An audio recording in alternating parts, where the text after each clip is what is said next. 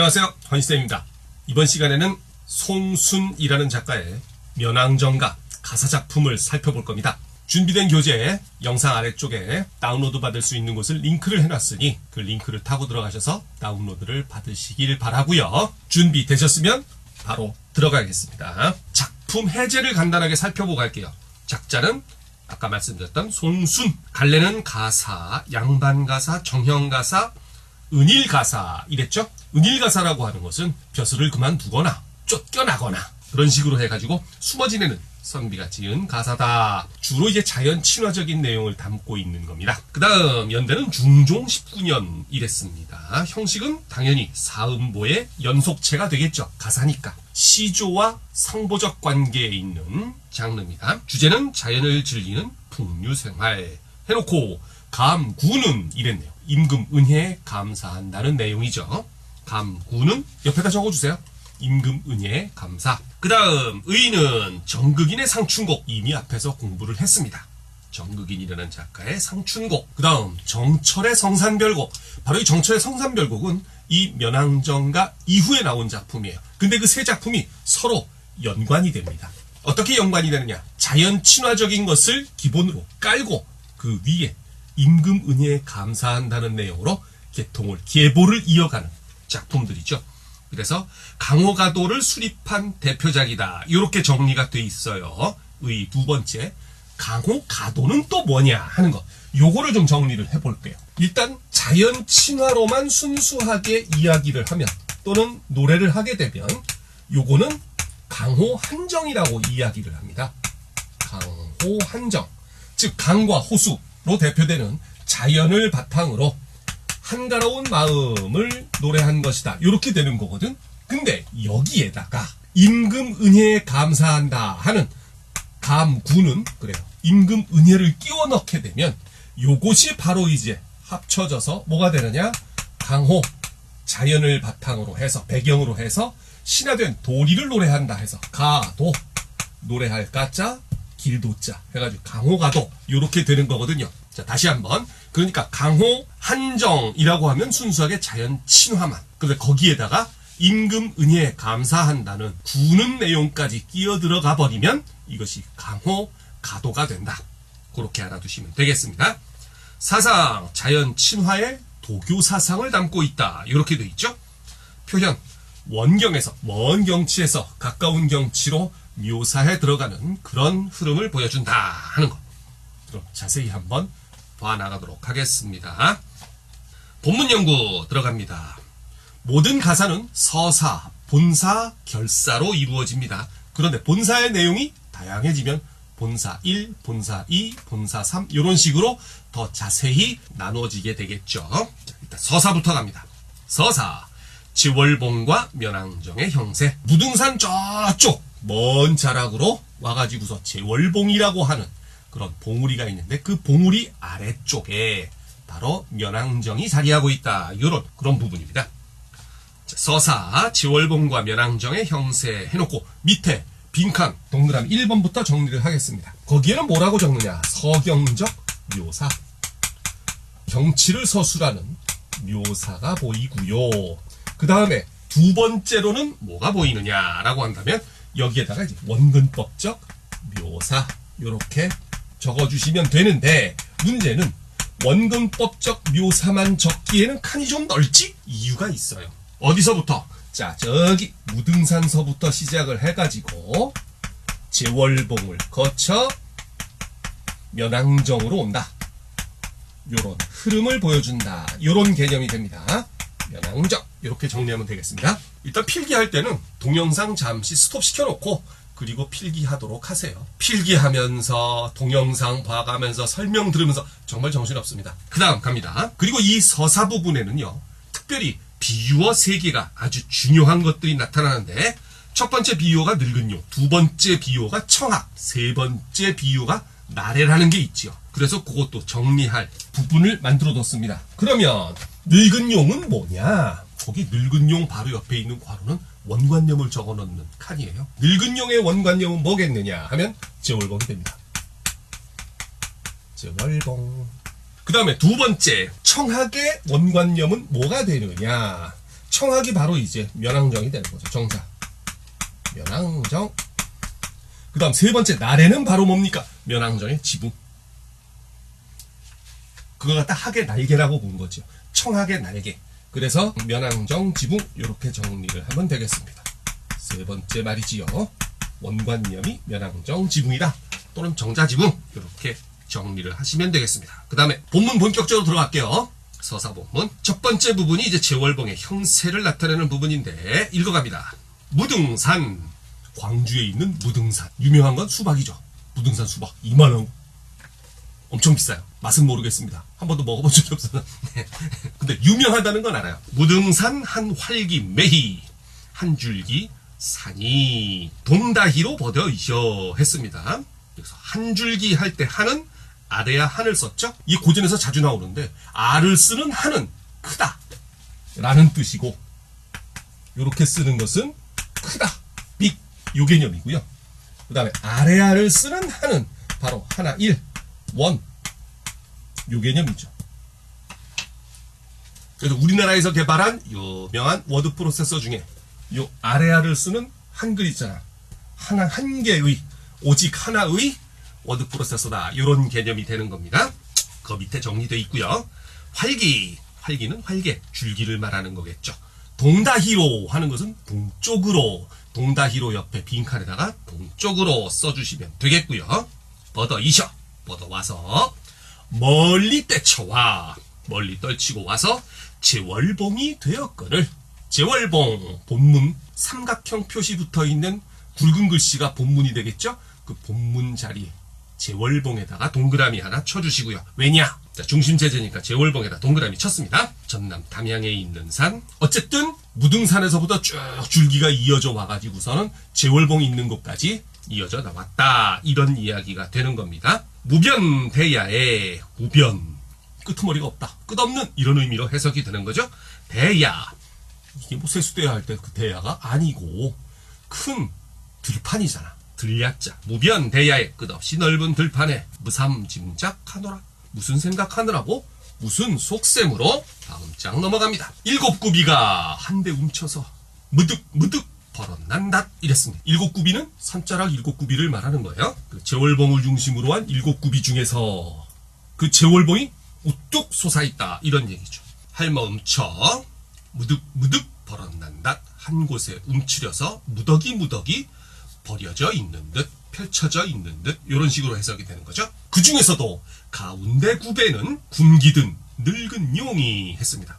그 중에 가운데 구비는 구멍에 든 늙은 용이. 늙은 용 본문에다가 세모 쳐주시고요. 왜 세모냐 하면은 제월봉의 비유어니까. 보조관님 제월봉의 비유어. 중심 제재에다가는 동그라미를 치고 세모 치는 것은 이제 그 중심 제재거나 아니면 또 다른 어떤 대상의 보조관념 이렇게 생각을 해두시면 됩니다. 가운데 구비는 굶기든 늙은 용이. 일단 늙은 용에다가 세모를 쳐주시고요. 굶기는 구멍에 이런 뜻입니다. 동굴 구멍, 산자락에 있는 큰 구멍 이런 식으로 생각하시면 되겠죠. 늙은 용은 원관념. 아까 뭐라고 그랬어요? 늙은 용? 제월봉이라고 그랬죠. 그렇죠? 그래서 세모 친 겁니다. 원관념에다가는 동그라미 친 제월봉 앞에서. 그 다음에 지금 나온 늙은 용은 원관념의 비유어. 은유법이죠. 1번 동그라미 옆에다가 은유법 적어주시고요. 그 다음에 동그라미 2번 있는데 당연히 원관념이니까 제월봉 써주시면 되겠죠. 제월봉. 그 다음 선 잠을 갓 깨어서 머리를 얹혀시니. 구멍에 들어가가지고 움츠리고 자고 있다가 갑자기 고개를 뭔가에 놀라서 툭 들어 제껴 올린 것 같은 분위기다. 이런 말입니다. 선잠을 갓 깨어서 머리를 얹혀시니. 그리고 그 아래쪽 넓은 바위 위에 아래로 내려왔습니다. 면왕정의 모습을 구체적으로 얘기하는 거예요. 송죽을 해치고. 자, 소나무, 대나무. 밑에 보시면 송죽을 해가지고 해석 소나무와 대나무를 했는데 그 옆에 괄호가 또 있잖아요. 거기다가 뭐라고 적으면 되겠습니까? 소나무와 대나무가 보통 의미하는 것 바로 지조와 절개죠. 괄호 안에다가 소나무, 대나무 옆에 지조, 절개 해주시고 그리고 화살표를 한 다음에 하나 더 충의사상 요렇게 이야기를 해줍시다. 자기가 정자를 지은 곳 전체가 공간이 바로 이제 소나무와 대나무 한가운데다. 그 마른 곳, 나는 소나무와 대나무를 좋아하는 인간. 근데 소나무와 대나무는 뭘 상징? 지지와 절개를 상징. 다시 말해서 전하고자 하는 메시지는 뭡니까? 나는 소나무와 대나무로 상징되는 지조와 절개를 좋아하는 인간. 요걸 말하는 것이지요. 갑니다. 계속. 참, 그리고 정자에다 동그라미 쳐주시고요. 면왕정뿐만이 아니라 정자를 얹혀신 했을 때 그 정자도 중심 제재 중에 하나죠. 면왕정. 구름탄 청하기. 자, 청하게다가는 세모 쳐주시고요. 천리를 가려고 두 나래를 버렸난다. 두 나래 했을 때 두 나래에다가도 세모 쳐주시고요. 그 구절 구름탄 청하기 천리를 가리라 두 나래 버렸난다. 제 밑에 보면 두 줄짜리 화살표 해가지고서는 괄호가 하나 더 있을 겁니다. 거기다 직유법. 그 구절 전체가 직유법에 해당되는 거죠. 두 날개를 펼친 듯 했으니까 말이죠. 그 다음 밑에 설명 보니까 청학은 푸른 학인데 원관념이 뭐라고요? 면왕정. 청학 옆에 원관념 자리에다가는 면왕정 적어주시고, 두 날에는 두 날개를 의미하는데 두 날의 원관념은 뭐예요? 면왕정 지붕. 그래서 면왕정 지붕 또는 지붕 적어주시고, 청기화를 올렸나봐? 푸른색으로 표현을 한 거 보니까. 자, 일단 여기까지 해가지고 서사가 끝났고요. 이제 본사 첫 번째 거 들어가겠습니다. 면왕정과 본사 1 들어가겠습니다. 면왕정에서의 승경조망. 승경할 때 이 승자는요, 우리가 흔히 볼 때 이길 승자로 알고 있는데요. 이길 승의 뜻 말고요, 아름다운 경치 승자의 의미도 있어요. 명승지 할 때 승자가 바로 이 승자입니다. 승리할 때만 쓰는 것이 아니라 명승지 할 때도 이 승자를 써요. 아름다운 경치 승자. 또 하나 다른 뜻이 있는데 뭐뭐보다 낫다, better than 개념으로 나을 승이라는 의미도 있습니다. 어쨌든 발음은 똑같은데 그 뜻이 세 가지야. 이긴다, 아름다운 경치, 그리고 뭐뭐보다 낫다, 이런 개념. 어쨌든 여기서는 아름다운 경치, 면왕정에서의 승경을 조망한다. 당연히 면왕정 주위의 경치 묘사가 되겠지요. 그리고 경치 묘사 옆에 빈칸에 나가는 원근법 하나 적어주시고, 원근법에 의한 서경적 묘사다. 서경이라는 말은 경치 서술한다는 이야기예요. 서정하면 정서를 서술한다는 얘기가 되는 거고, 맨 앞에 면왕정 앞에 시냇물부터 언급이 돼 있네요. 시냇물 어떻게 묘사를 해놨는지 보십시다. 옥천산 용천산으로부터 내린 물이, 물에다 동그라미 쳐주시고요. 첫 번째 중심 제재입니다. 내려온 물이 정자 앞 넓은 들에 오로리 펴진 듯이, 끊임없이 펴진 듯이. 그 다음 구절 문제 구절이에요. 왜냐, 이 표현을 나중에 정철이 그대로 빌려가지고서 관동별곡에 써먹었잖아. 넙거든 기노라 푸르거든 힐이 많아, 이랬습니다. 일단 그 구절 바로 밑에 있는 빈칸은 신경 쓰지 마시고요. 해석부터 먼저 봅시다. 넙거든 기노라, 그 다음 괄호 해놓고 만화가 붙어있죠. 원문에는 없는데 원래는 있어야 하는데 빼놓은 겁니다. 왜 빼냈을까요? 음수율 때문에 빼놨죠. 그걸 기노라 마나 해버리면 다섯음절이 돼버리고 그러면 음수율이 깨지거든요. 그러다가 보니까 이건 좀 아니다 싶어가지고 마나를 뺐습니다. 그러니까 보이지 않는데 있는 것처럼 해석을 해야 되는 게 문제죠. 넙거든 기노라 마나, 푸르거든 히디 마나, 이렇게 대구적으로 서술이 돼야 되는데 기노라 마나 하면은 다섯음절이 되니까 넙거든 기노라 까지만 서술을 해놓은 거야. 그래도 그 당시 사람들은 다 알아들었다 이거지. 왜? 흔한 표현이었기 때문이겠죠. 넙거든 기노라마나 푸르거든 히디마나. 해석이 어떻게 됐어요? 넓으려거든 길지나 말든가. 뭐가? 그 앞에 중심제재 물이 넓으려거든 길지나 말든가. 그 아래는 푸르려거든 희지나 말든가. 그럼 그거는 돌려서 얘기한 거고, 직설적으로 얘기하면 어떻다는 얘기예요. 위에 넓으려거든 길지나 말든가 하는 것은 넓고도 길다 이 소리죠. 넓으면서도 길다. 또 푸르려거든 희디 많아 하는 것은 뭐야? 아니 색깔이 푸르려면 희지나 말든가 이렇게 된단 말이에요. 그러니까 푸르면서도 희다. 이게 왜 그렇겠어? 산골짜기를 흐르는 계곡물이다 보니까 하늘빛을 반사할 때는 푸른색으로 보이다가 물보라를 일으키면서 막 바위 사이를 흘러내릴 때에는 흰 물보라가 칠 거예요. 그러니까 푸르면서도 흰색이 같이 어우러져 있다, 이런 개념이 되는 거지. 그러면 뛰어넘어갔던 빈칸 자리에다가는 뭐라고 쓸까요? 요 구절 전체에 담긴 수사법 동그라미 1번에 109. 그 바로 옆에 동그라미 2번에는 뭐라고 쓸까요? 주체가 뭐라고요? 물. 주체 땡땡해 있잖아요. 물 이렇게 쓰시면 되겠습니다. 그 다음 세 번째 장 넘어갑니다. 계속 물입니다. 아직. 쌍용이 뒤 트는 듯 긴 깁을 채 편난다. 쌍용에다가 세모 쳐주시고요. 벌써 눈치챘을 거야. 이 쌍용 세모 친 거 보니까 뭐의 비유어다? 그렇지, 물이죠. 앞에서 동그라미 쳤던 물의 비유어입니다. 긴 깁을 채 편난다. 깁도 세모입니다. 깁은 뭐냐 하면은 원래 비단을 뜻하는 거거든요. 밑에 보시면 쌍용 두 마리의 용 원관념 뭐라고요? 물, 빈칸에다 물 적어주시고 깁을 비단을 원관념 역시 뭐라고요? 물 이렇게 되는 거죠. 그러니까 그 계곡을 흘러내려가는 물이 어떻게 보면 두 마리의 용이 마구 몸을 뒤틀면서 서로 얽히고 설키면서 흘러내려가는 것 같고 어떻게 보면 긴 비단을 쫙 펼쳐놓은 것 같고 이렇다는 얘기지요. 그 다음 어디로 가노라 어디로 가려고 또 무슨 일이 저렇게 배 아빠 하는 것은 바빠서 이런 뜻입니다. 바빠서 단난다 따로 난다 밤낮으로 흐르난다. 요 짧은 구절에도요 우리 수사법 표현기법이 상당히 많이 들어가 있어요. 일단 달리는 듯 물이 달린다. 무생물을 생물에다 비유했네. 첫째 화류법이 있고요. 그래 동그라미 1번 바로 옆에다가 화류. 그다음 뭐뭐한 듯 했으니까 일단 또 지규가 있겠죠. 따르는 듯 밤낮으로 흐르는 듯 대구법이 또 있네. 뭐뭐한 듯 계속 반복되니까 똑같은 문장 구조가 화류, 지규, 대구 써주시고요. 주체는 당근 물이지 아직 물이야. 주체는 물 적어주시고요. 달리는 듯 무언가를 따라가는 듯 밤낮으로 흐르는 듯. 그 다음 물가에 날아다니든지 아니면 물로 내려앉아가지고서는 자맥질 헤엄치고 돌아다니는지 보겠습니다. 물 따라 펼쳐진 무조친이라고 표현이 되어 있는데 무조친 사정은 사정에다 동그라미 쳐주시고요. 백사장입니다. 모래사장. 아래쪽 보시면 바로 그 무조친 사정은 눈같이 펴졌거든 했을 때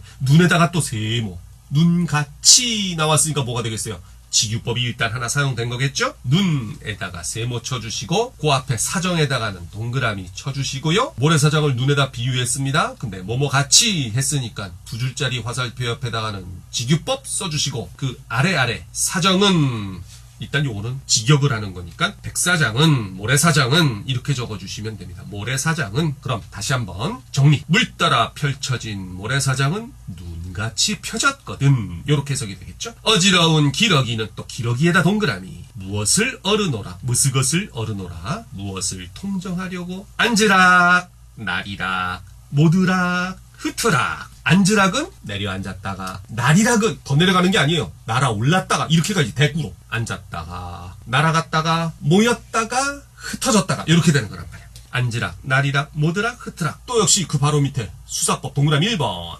대꾸가 있겠고요. 그 다음 주체는 기러기 적어주셔야죠. 수사법은 동그라미 1번 대꾸 똑같은데 쓰기는 대구라고 써도 읽기는 대꾸라고 써야 돼요. 이 구자는요 둘째 음절로 가면 꾸로 발음됩니다. 대꾸, 명꾸 이런 식으로. 그 다음에 주체는 당연히 기러기. 이번에 주체는 기러기가 되겠습니다. 백사장 위에서 놀고 있는 기러기. 앉으락 나리락 모드락 흐트락. 내려앉았다가 날아올랐다가 모였다가 흩어졌다가. 노화를 사이에 두고 노화는 갈대꽃을 사이에 다고 우로검 울며 쫓니난요 뭔가를 그렇게 따라다니느냐. 그 다음 뒤로 넘어가면요 면왕정 주변의 산들을 묘사하고 있습니다. 주위에 둘러선 산들 천천히 가볼게요. 넓은 길 밖이요 긴 하늘 아래 두르고 꽂은 것은 뇌흰가 병풍인가 그림가 아닌가 이랬습니다. 거기에도 동그라미 치고 세모 칠 게 있습니다. 일단 하라는 대로 해보세요. 뇌흰가 병풍인가 그림가 아닌가 했을 때 뇌에다가 일단 동그라미 쳐주시고요. 그럼 중심제재가 산이라는 얘기잖아. 뇌, 산. 그 다음 병풍에다가는 세모 쳐주시고 그림에다가도 세모 쳐주시고 뇌는 원관념, 병풍과 그림은 보조관념. 일단 그렇게 되는데요. 해석부터 먼저 하고 갈게요. 두르고 꽂아놓은 것은 면왕정 주변에 두르고 꽂아놓은 것은 저게 산이야 병풍이야 그림이야 아니야 요런 정도로 해석을 하시면 되는 겁니다. 그 구절 전체에 대한 설명 동그라미 1번 일단 은유법이 되겠고요. 대체로 동그라미 1번 자리에는 다 수사법 정리하는 겁니다. 그 다음 두 번째 가면 특별히 의미를 적거나 아니면 뭔가 특기사항이 있을 때 그 뒤에다 적는 거죠. 2번. 여기 2번에다가는 좀 긴 건데요. 내용을 갖다가 정리를 해드리려고 해요. 뭐라고 하느냐. 산을 뭐처럼? 병풍처럼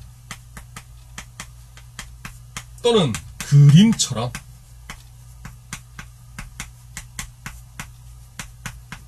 둘러놓았다는 것이죠. 두르고 꽂아놓은 듯 하다는 것.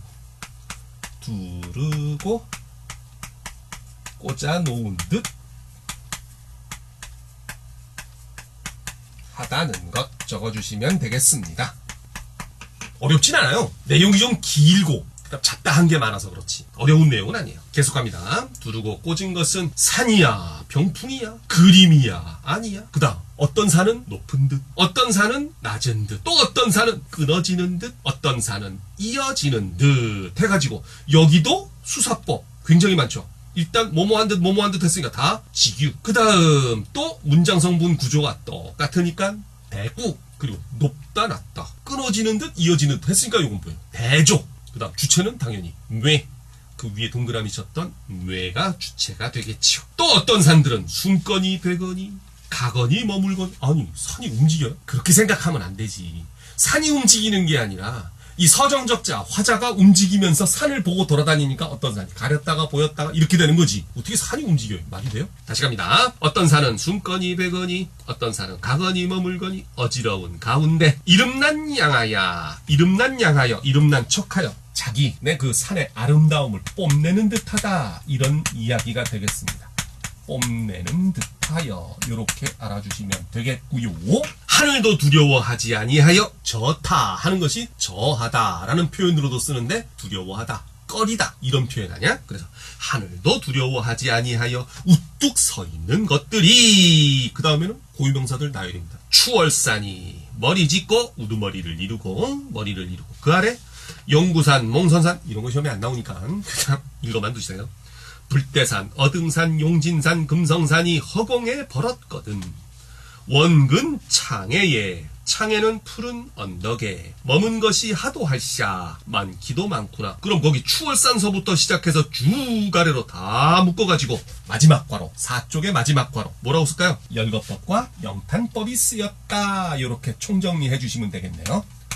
열거법, 영탄법 이렇게 쓰였다. 이렇게 알아두시면 되겠습니다. 그리고 그 다음엔 본사 2 들어가 보도록 하겠습니다.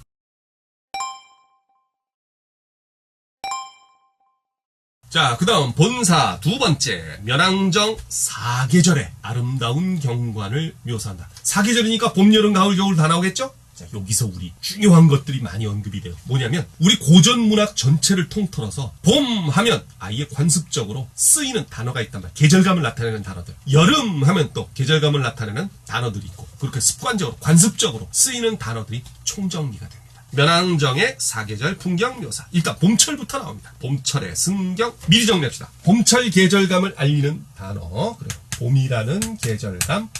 계절감 옆에 빈칸 만들어놨죠? 네, 거기에다가 산람,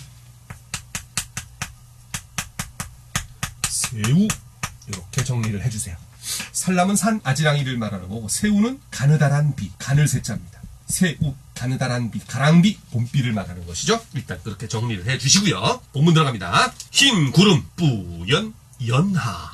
연하는 뭐냐? 연자는 원래는 연기 연자인데 보통 고전문학에서 특히 자연친화적인 작품에서 연자는 안개로 쓰입니다. 안개. 그리고 하자는 노을 하자예요. 그래서 안개와 노을 이렇게 알아주시면 됩니다. 연하 옆에다 적어보세요. 안개 플러스 노을. 푸른 이난. 푸른 것은 원래는 푸른 이난 이렇게 들어가야 되는데 이어 적다 보니까 푸른 이난 아예 이렇게 소리 나는 대로 적어버린 거죠. 푸른 것은 산람이라. 산람 요거는 아지랑이 적어주시고요. 그 다음 본문에서 구름의 동그라미 쳐주시고 연하의 동그라미 쳐주시고 산람의 동그라미를 쳐주세요. 그리고 구름하고 연하는 사실 계절이랑 상관없이 아무 때나 다 보이잖아요. 근데 산람, 아지랑이는 봄에만 보인단 말이야. 그러니까 산람에다가 그 계절감을 나타내는 단어라고 정리를 한 거죠. 그 다음 뒤로 넘어갑니다. 천암 만학을 천개의 바위, 만개의 구렁, 골짜기 요렇게 되는데 순서대로 직역하면 그렇게 되는데 여기서는 그렇게 얘기하지 않습니다. 보통 천자, 만자가 들어가게 되면요. 천 그리고 만 들어가게 되면 그 사이에 있는 것들을 수많은 뭐뭐 이런 식으로 해석을 하는 거예요. 요거가 수많은이 되고요. 그 다음에 요게 두 개가 뒤에 뚱뚱 붙는 거야. 그러니까 이 구절도 지금 수많은 바위와 골짜기 이렇게 해석을 해야 되는 거지. 그런 구조의 단어들 많아요. 천촌 말락 이런 거. 우리 상충곡에서도 봤었잖아. 그래서 수많은 촌락 이렇게. 그래서 천만이 붙으면 뭐가 된다? 수많은의 의미로 해석을 하시면 됩니다. 그래서 수많은 봉우리와 골짜기를 또 바위와 골짜기를 빈칸에다 적어보세요. 수많은 봉우리와 골짜기 이렇게 제 집을 삼아두고 남영성 들명성 나왔다가 들어갔다가 이래도 군안지고 아양도 떠는구나. 아양도 구는구나. 오르거니 나리거니 장공에 떠나거니. 요것도 대꾸적으로 해석하면 아까 기러기 표현할 때는 오르락 나리락이 아니라 앉았다가 나리락 하니까 앉았다가 날아오르다가 이렇게 가야 되는데 여기서는 오르거니 나리거니 하니까 이건 내려간다고 또 해석을 해줘야 돼요. 대꾸적으로 해석을 하려면 그런 게 고전에선 조금 애매하긴 하죠. 오르거니 나리거니 오르락 내리락 또 장공에 넓은 하늘로 떠나거니 높고 아득한 하늘로 떠나거니 광야로 건너거니 넓은 들판을 건너거니 또 푸르락 불그락 색깔이 퍼레졌다가 뻘개졌다가 옅어졌다가 짙어졌다가 여트락 짙으락 사양 석양과 섞여져서 새우조차 뿌리는구나. 새우에다 동그라미 쳐주시고 새우 자 지금 동그라미 친 것들은 일단 중심 제재들이 되고요. 그 다음 살람과 새우만 따로 떡 떼내가지고서는 봄이라는 계절감을 드러내는 단어가 된다. 이렇게 되는 거죠. 뿌리는구나. 새우에다가는 가랑비, 봄비 적어주시고요. 오르거니 내리거니 서부터 시작해서 새우조차 뿌리 난다까지 보면 일단 전체적으로 묶어가지고서 수사법은 1번 영탄법이 되겠고 뭐가 그렇게 뿌린다는 얘기예요? 주체. 요거 헷갈리지 마세요. 요거 조심하셔야 됩니다. 구름입니다. 구름. 전체적인. 구름이 산 사이로 골짜기 사이로 들락날락 하늘로 오르락 내리락 들판 넓은 들판으로 펼쳐져 나갔다가 색깔은 벌해졌다가 뻘개졌다가 짙어졌다가 옅어졌다가 구름밖에 없어요. 그렇게 할 수 있는 거. 노을이 안개가 그건 아니잖아. 새우가 그것도 아니잖아. 살람이 아니잖아. 구름밖에 그렇게 할 게 없다니까 주체는 구름이라고 잡아주셔야 됩니다. 그 다음 여름철의 승경으로 들어갑니다. 계절감 또 있어요. 여름의 계절감은 말입니다. 여름 계절감 해가지고 정리합시다. 일단 기본적으로 녹음이라는 것이 있고요. 녹음은 바로 뭐냐면 봄날 막 피어났던 돋아났던 작은 이파리들이 넓게 자라가지고 짙은 나무 그늘을 만들어 놓은 거야. 그래서 녹색 그늘이 되는 겁니다. 그래서 녹음하게 되면 고전문학에서 빼박이야. 그냥 여름입니다. 그 다음에 또 뭐가 있느냐 하면은 양풍. 시원할 양자에 바람풍자. 즉 물가에서 불어오는 시원한 바람을 말하는 거죠. 이건 과학적으로도 여러분들 다 아실 겁니다. 지열이 햇빛 받아가지고 뜨거워지면 상승기류가 생기니까 공중으로 막 올라가고 그 빈자리를 채우기 위해서 주변에서 공기가 들어오는데 문제는 그 공기가 물가다 보니까 물이 증발을 하면서 흡열 반응으로 온도를 막 뺏어갔단 말이야. 그러니까 낮아진 차가운 공기가 물가 쪽, 육지 쪽, 땅 쪽으로 밀려 들어오는 거죠. 그러니까 시원한 바람이 불지. 양풍, 그 양풍입니다. 시원할 양자 정리됐죠? 계속 갑니다. 남여를 배야 타고 남여 뚜껑 없는 가마 뭐를 암시한다? 신분을 암시한다. 옛날 양반님네들은 등산 다닐 때 가마 타고 다녔어요. 가마꾼들은 죽어나겠지만 어쩔 수 있나? 신분 차이가 있는데 그지? 남여를 바삐 타고 재촉해 타고 소나무 아래 굽은 길로 오며 가며 하는 적에 녹양 양자가 이게 버드나무 양자예요. 그래서 물 잔뜩 오른 녹색 녹음 우거진 버드나무에 우는 황행 노란 꾀꼬리 황행에다가는 동그라미 쳐주시고요. 교태겨워 하는구나. 아양을 떠는구나. 황행에다 동그라미 치셨죠. 그 다음 뒤로 넘어갑니다. 6번째 장 나무 새 자자지요. 자, 여기서 조심해야 될 거. 진짜 함정으로 많이 선생님들이 출제하는 단어들인데 나무 새 할 때 이 새 날아다니는 버드가 아닙니다. 사이, 나무들이 많으니까 어멍의 개념이 있구나. 여러 들어가 있는 그 중간 사이를 말하는 거죠. 나무 사이 자자지어 가득하여 쫙 깔려 녹음이 얼린 적에 녹음에다 동그라미 쳐주시고, 그러니까 그 녹색 그늘 자체가 나무들 사이에 가득 찼단 말이에요. 그래서 짙은 그늘이 져 있다, 이런 얘기가 되는 거지. 거기에 백척 난간에 높고 긴 난간에 긴 졸음 내어 편히. 농사 짓는다고 서민들은 장난 아닌데 지는 양반이라고 말이야. 물가 정자에 누워가지고서는 에헤라 좋다 시원하구나 하고서는 긴 졸음 펴내니 수면 양풍이야. 양풍에다 동그라미 또 쳐주시고, 그칠 줄 모르는가 서늘한 바람. 그 다음 가을철로 가보겠습니다. 가을철의 계절감. 일단 거기에서 제일 먼저 나온 것이 바로 밑에 보면 진설이. 설이 바로 가을입니다. 그 다음에 뒤에 있는 황운이라는 게 하나 있어요. 직역을 하면 누를 황구름운 해가지고 누런 구름인데요. 이게 좀 이따 설명 또 하겠지만 들판에 누렇게 익은 곡식을 말하는 겁니다. 진설이 빠진 후에, 진설이에다 동그라미 칩시다. 진설이 빠진 후에 산빛이 금수로다 수놓은 비단 같구나, 이렇게 되는 겁니다. 금수, 수놓은 비단. 옆에 괄호가 있는데요. 은유법 적어주시고요. 황운은 또 어찌? 자, 황운에다가는 세모 쳐주시고, 또 어찌 만경의 펴겨디요? 황운 은유법이 되겠고요. 들판에 누렇게 익은 곡식이 됩니다. 그럼 선생님, 이거 잘못하다가는 서리의 보조관념이 황운처럼 보이겠네요. 그러니까 조심해야지요. 서리는 서리고 황운은 또 다른 존재입니다. 서리의 보조관념, 비유어가 황운이 아니에요. 서리는 말 그대로 서리고, 황운은 들판에 누렇게 익은 곡식이 되는 겁니다. 그래서 황운 옆에다가는 동그라미 1번 은유법 해주시고, 동그라미 2번에는 직역해서 누런 구름이 아니라 들판에 누렇게 익은 곡식을 이야기하는 것이다,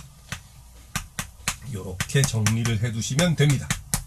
누렇게 익은 곡식, 요렇게 정리를 해주시고요. 다음 갑니다. 만경에 펴디어디요. 만경, 넓은 들판에 펼쳐져 있는가? 그 다음 어적도. 어적은 고기잡이, 어부가 부른 피리가 되겠습니다. 고기잡이를 하면서 부는 어부의 피리도 흥을 개워서 달을 따라 부니는구나. 어적도 동그라미 쳐주시고요. 그러면 진설이에다가 동그라미 쳤고, 황운에다가는 세모를 쳤지만 어적에다가는 또 동그라미를 쳐주시고, 가을철의 대표적인 이미지들을 정리를 해둔 겁니다. 그 다음 겨울철로 들어갑니다.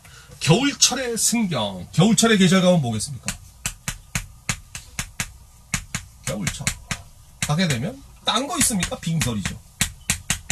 계절감 빠졌다. 알아서 써주세요.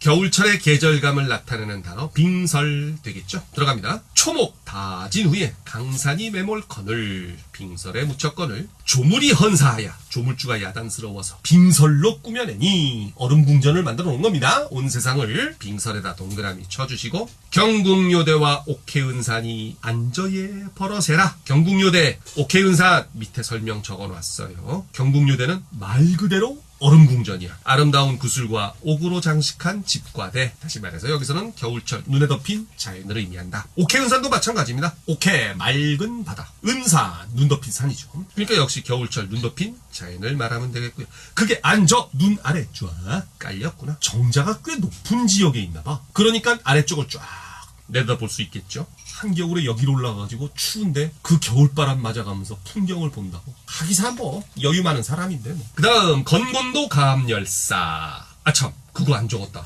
경국요대와 옥해은산이 안저에 버러시라. 바로 밑에 정리를 안 했네요. 동그라미 1번 영탄 적어주시고요. 두 번째 빙설로 덮인 강산이다, 이렇게 적어주시면 되겠죠. 빙설로 덮인 강산, 이렇게 정리를 해두시면 되겠습니다. 건곤도 감열사. 감열사 하는 것은 밑에 해석이 좀 풍성하구나. 가는 데마다 경이로다. 내가 발길 닿는 데마다 경이로운 풍경이로다, 이런 얘기죠. 당연히 영탄법이 되겠지. 마지막 괄호 아래다가 영탄 적어주시고요.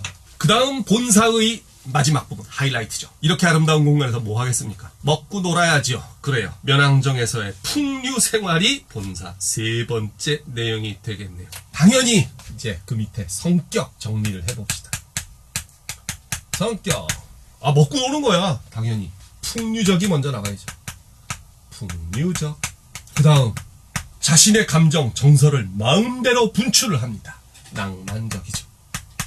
낭만의 본질이 뭐예요?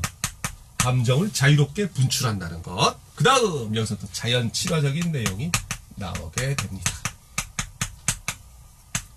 그래서 이 부분의 성격 전체적으로 정리를 했고요. 자연을 즐기는 풍류생활 들어갑니다. 인간을 떠나와도 내 몸이 겨를이 없다. 그 구절 본문 바로 밑에 구절에다가 그거를 적어봅시다. 뭐라고 적느냐? 이 구절 전체에 담긴 의미를 적는 건데요. 뭐라고 적느냐? 두 줄짜리 화살표 옆에 주객일체. 근데 요거 하나만 적으면 좀 아쉬워서 무라일체. 에이, 두 개 적으면 또 조금 더 아쉽죠? 물심이려. 다 같은 뜻이에요. 자연과 하나가 된 경지. 주객일체, 무라일체, 물심이려의 경지. 자연과 하나가 된 경지. 그 다음 설명 들어가면 인간. 자, 여기서 인간은 휴먼의 뜻이 아닙니다. 고전에서 인간은요, 인간 세상, 인간 세계를 뜻하는 거예요. 인간, 휴먼이 아닙니다. 인간 세계. 그래서 우리 단군의 그 건국이념, 홍익인간 할 때에도 이 인간이 나오잖아. 그랬을 때 거기서도 마찬가지로 사람들을 널리 이롭게 한다. 그 뜻이 아니에요. 인간 세상을 널리 이롭게 한다. 이 뜻이지. 왜냐하면 이게 인생 세간의 준말이거든요. 인생 세간의 준말이다. 그 옆에 괄호에다가 적어주세요. 인생 세간의 준말. 그래서 인간 하면 휴먼의 뜻이 아니라 월드의 뜻입니다. 월드. 내가 인간 세상을 떠나와도, 즉 속세를 떠나와도 내 몸이 겨를이 없다. 겨를이 없다. 여가가 없다. 틈이 없다. 쉴 틈이 없다. 왜? 아름다운 경치 두루두루 돌아다니면서 구경하느라 틈이 없다 이거죠. 그래서 그 뒤에 이유가 쭉 서술돼 있잖아. 이것도 보려 하고 저것도 들으려 하고. 대꾸법이죠. 빈칸에다 대꾸 적어주시고 바람도 쐬려 하고 달도 맞으려 하고 달맞이도 하려 하고 이렇게 되는 거죠. 그래서 역시 또 대꾸법. 밤은 언제 죽고 고기는 언제 낳고 역시 또 대꾸법. 계속 대꾸야. 12쌀인무는 누가 다듬며 떨어진 꽃은 누가 쓸겠느냐 역시 대꾸법. 아침이 나쁘거니 나조해라 스를 쏘냐. 그 바로 밑에 하나는 설의 적어주시고 나쁘다라는 단어. 원래 기본형은 나쁘다인데 나쁘다라는 단어가 모자라다, 부족하다 이런 뜻이에요. 부족한데 이런 뜻입니다. 지금도 연세 좀 있으신 경기도 북부 지역에서는 이 말 종종 쓰십니다. 어르신들이. 나빠, 뭔가 좀 부족해, 모자라 이런 얘기죠. 특히 음식 먹을 때. 양이 좀 부족하다, 나빠, 더 가져오라는 얘기야. 그런 식으로 쓰십니다. 아침이 나쁘거니 아침이 부족하니 뭐 하느라고 부족해 아침이. 아름다운 경치 구경하느라고 시간이 부족하단 말이지. 나조해라. 이 나조해 저녁이란 말이죠. 나조 저녁입니다. 나중이 아니에요. 아 참 그거 적어주셔야 되겠다. 나중이 아닙니다. 써놓고 X. 괜히 또 화이트로 벅벅 지우지 말고 X표. 왜? 나중은 절대로 아닙니다. 그게 발음상 유사해가지고 은근슬쩍 나중이라고 떡 적어놓고 해석상 잘못된 것은 이라고 물어보면 여지없이 낚이는 단어 중에 하나죠. 나조해라. 저녁이라고 해서 시를 쏘냐. 저녁에도 아름다운 경치 구경하러 돌아다닐 수 있다. 이런 소리죠. 오늘이 부족하니 오늘 하루 다 보기에 부족하니 내일이라고 유여하랴. 내일이라고 여유가 있겠니? 없지. 역시 서의법 적어주시고 이 산에 앉아보고 저 산에 걸어보니 역시 대꾸법. 번로한 마음에 번거로운 마음에 버릴 일이 아주 없다. 내칠 일. 야 이거는 제껴두고 이거는 제외하고 이럴 일이 전혀 없다. 모든 걸 다 보고 싶다는 얘기야. 아름다운 경치 하나하나. 그 다음 팔쪽 같습니다. 쉴 사이가 없거든. 길이나 저날이야. 내가 아름다운 경치 보고 돌아다니는데 나 혼자 보고 돌아다니는데도 쉴 사이가 없는데 남들 길 안내할 여유가 있겠어? 나 혼자 아름다운 곳 다 보고 다녀야지. 이런 얘기입니다. 지금 쉴 사이 없거든. 길이나 저날이야. 바로 밑에다가 서리법 적어주시고 다만 한 청려장이, 청려장은 지팡이, 다 무디어간 놈에라 해가지고 자기 혼자 돌아다니느라고 지팡이만 무디어간다 이 소리죠. 다음 술과 노래로 호탕하게 즐김. 선생님 이건 조금 문제가 좀 있는 것 같은데 뭐냐면 우리 고전문학에서는요 술 빠지면 얘기가 안 돼요. 정말로. 오죽하면 중국의 역사서 삼국지 위초고 위지 동이전에 동이족 연일 음주가무 에브리데이죠. 연일이니까 데이 앤 데이 음주가무. 근데 그보다 더 심한 말도 있어. 주야로 음주가무라는 구절도 있어. 밤낮으로. 그건 더 심해. 아침 저녁으로 술. 근데 배우는 학생들 입장에서 생각을 해보면 학생들이 보는 거 아니야. 거기다 술 얘기를 이렇게 써놔도 돼? 근데 술 빠지면 얘기가 안 되니까 어쩔 수가 없는 거죠. 좀 마음에 안 들어요. 그래놓고 학생들 보고 술 먹지 마! 말이 되냐고 이게. 중요한 건 그게 아니고 술과 노래로 호탕하게 즐기는 장면 보겠습니다. 술이 익었거니 벗이라 없을서냐. 혼자 먹는 술도 뭐 술 맛이 있겠지만 나름대로는 여러 사람이 먹을 때 즐거운 거겠지. 술이 익었거니 술에다 동그라미 쳐주시고요. 일단 벗이라 없을 쏘냐 서리법이죠. 그 다음 구절이 재밌어요. 불내며. 해석 뭐라고 했어요? 불개하며. 이게 사동 개념이 개입된 겁니다. 불개하며. 타이며도 그래요. 뭔가를 타다, 검은고를 타다, 다야금을 뜯는다라고 표현하죠. 검은고를 탄다. 그 다음 해금을 현다. 근데 거기에 이가 다 붙어가지고 타이며 하게 되면 타게 하며, 혀이며 하게 되면 켜게 하며. 근데 이하면은 사동이 없네요. 그건 지가 하는 거겠지. 방울을 흔들며. 그래 남들 연주 다 하는데 지는 할 게 없어. 그러니까 방울이나 흔들어야지. 우리도 노래방 가가지고 노래 못하면 뭐 해야 돼? 템버니는 그런 것처럼 말이죠. 자 그러면 불내며 타이며 혀이며 이하며 했을 때 그 바로 밑에 구절 동그라미 1번 뭐라고 적을까요? 열고. 두 번째 뭐 하는 겁니까 지금? 놀고 있는 겁니다. 어떻게 놀아요? 악기 연주하고 놀고 있는 거죠. 이렇게 적어주시면 되겠네요. 불내며 타이며 혀이며 이하며 바로 밑에 동그라미 1번 열거 동그라미 2번 악기 연주 온가지 소리로 취흥을 배야거니. 취흥하면 벌써 술 몇 잔 마시고 취해가지고 흥겹게 노는 중입니다. 배야거니 재촉하니 이런 뜻이죠. 재촉하니 근심이라 이시며 실함이라 붙으시랴. 자, 역시 수사법, 백구법, 서리법. 근심이라 마음속에 있으며 실음이야 내 몸에 붙어 있겠느냐. 안 붙어 있다 이거지. 누락 앉으락. 이제는 춤까지 추네. 누웠다가 앉았다가 구부렸다가 젖혔다가 누락 앉으락 구부락 젖히락. 일단 열거법 적어주시고요. 동그라미 1번 열거. 그 다음 동그라미 2번에는 뭐라고 할까요? 취흥에 이은 다양한 몸놀림 이렇게 적어봅시다. 몸놀림 댄스죠. 근데 아무리 봐도 이거 막춤 수준이야. 거의 막춤 막가파춤 다양한 몸놀림. 읊으라 노래를 읊었다가 파라마락 휘파람을 불었다가 노예로 놀거니 마음껏 놀거니 천지도 넓고 1월도 한가하다. 얼마나 좋겠어. 먹을 거 많겠다. 술 한잔 먹었겠다. 친구들도 있고 악기도 연주하면서 춤도 추면서 경치는 좋고 희황을 모를러니. 내가 희황 태평성대를 가져온 중국의 옛 황제 뜻하는 겁니다. 복희씨 희황을 모르겠느냐. 바로 지금이 바로 그때다 이런 얘기입니다. 태평성대 내가 모르겠니? 바로 지금이 그때야. 지금이 태평성대다 이런 얘기죠. 영탄법 적어주시고. 신선이 어떻던지 이 몸 이야기로고요. 신선이 어떻더냐? 내 몸이 신선이야? 그만큼 즐겁다라는 이야기입니다. 마지막 8쪽 맨 아래에도 이제 영탄법 적어주시고요. 그 다음 이제 마지막 결사로 옵니다. 결사 임금 은혜에 감사 호연지기와 구는 했네요. 호연지기라고 하는 것은 떳떳하고 큰 도덕적 기상. 내가 도덕적으로 너무나도 떳떳해서 더 이상 나를 가로막을 게 없다. 뭐 이런 개념이에요. 나보다 더한 것은 없다. 도덕적으로. 강산풍월 거느리고 내 백년을 다 누리면 아름다운 자연을 거느리고 내 인생 다 누리면 악양루상에 이태백이 살아온다 한들. 자 이태백이 살아오다 했을 때 살아오다도 문맥상 살아온다 한들이라고 양보절로 해석을 해주셔야 됩니다. 그래야 문맥이 통해요. 호탕정회야 이에서 더할 소냐. 호탕한 마음이야말로 이거보다 더하겠느냐. 즉 이태백이 가졌다는 호연지기도 나만큼은 안 될걸. 황제병 이에서 더할 소냐. 바로 밑에다가도 서리법 적어주시고요. 이 몸이 이런 군도 이 몸이 이렇게 구는 것도 역구는 이셨다. 자 역구는에다가는 네모 쳐주셔야죠. 네모 처음 나왔어. 온 주제를 다 내포하고 있는 이게 다 임금님 덕분이십니다. 이런 게 역구는에다가 네모 쳐주시고요. 그 다음 마지막에 영탄법 정리를 해두시면 되겠네요. 이래가지고 우리 굉장히 깁니다. 내용도 풍부하고 이거저거 신경 쓸 것이 상당히 많았어요. 차근차근 복습 자세히 해주시고요. 수고 많으셨습니다. 여기에서 우리 면왕정가 하나 마무리를 했습니다. 빠이.